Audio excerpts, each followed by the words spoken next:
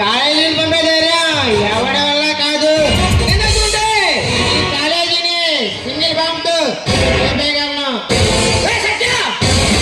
College దేవాలయం లాంటిది. ఈ దేవాలయాన్ని పాములతో పెంచితే నిన్ను నిలువు లేకే ఈ అన్నకి పార్సిల్ పంపిస్తా.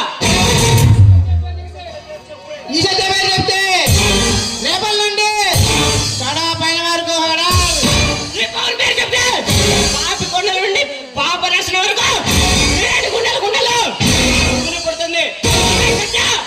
నీ ఎంత చూస్తా. చేతులు కలుపు.